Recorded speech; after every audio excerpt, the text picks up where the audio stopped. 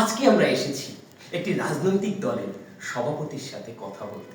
আপনারা জানেন বর্তমানে বাংলাদেশে তুমুল জনপ্রিয় রাজনৈতিক দল মায়ের দোয়া পার্টি। সেই মায়ের দোয়া পার্টির সভাপতি জনাব ফজলুর সাথে আজকে আমরা কথা বলব। সালাম আলাইকুম। ওয়ালাইকুম আসসালাম। এই ফজলু সাহেব, আসলে আমরা দেখেছি বর্তমানে আপনি তুমুল জনপ্রিয়তায় আছেন। এই আপনার জনপ্রিয়তার মতোই বর্তমানে বাংলাদেশে একটি জনপ্রিয় মাধ্যম হচ্ছে ফেস দ্য পিপল, যারা বাংলাদেশে দুর্নীতির বিরুদ্ধে কাজ করে যাচ্ছে। এই ফেস দ্য পিপলের সম্বন্ধে আপনি কিছু বলুন। ফেস দ্য পিপলকে নিয়ে আমার খুব শীঘ্রই আমার পার্টিতে একটা কর্মসূচি আসবে।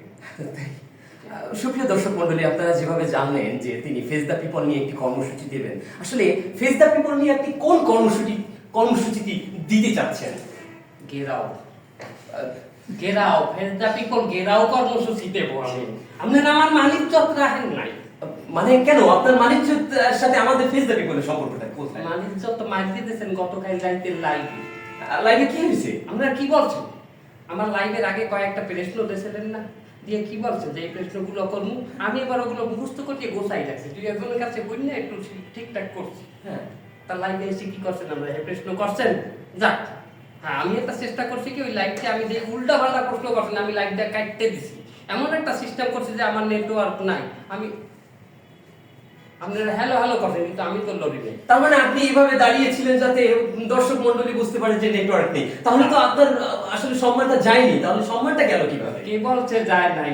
ওইতে আরো বেশি সম্মান গেছে। কিভাবে? আমি যে এইভাবে করে রয়েছি বুঝাইছি যে আমার নেটওয়ার্ক নেই, আমি লড়ি না, কিন্তু পিছনে আমার বউ যে 2 ফিট চাল হইয়া আইছে, আবার দেখতে চলে গেছে, ওটা মানে দেখে নাই। আমার পাশে একটা গাছ আছে, গাছের পাতা লড়ে, অথচ আমি লড়ি না, ওটা দেখে নাই মানুষ। হ্যাঁ, বাংলাদেশের মানুষ কি একটা বলটা? আমার মানে ইজ্জত গেছে। আমাকে আমার ওই কর্মসূচি গেরাও কর্মসূচি দিন, তুমি ফেস দা পিপল, তুমি রেডি থাও।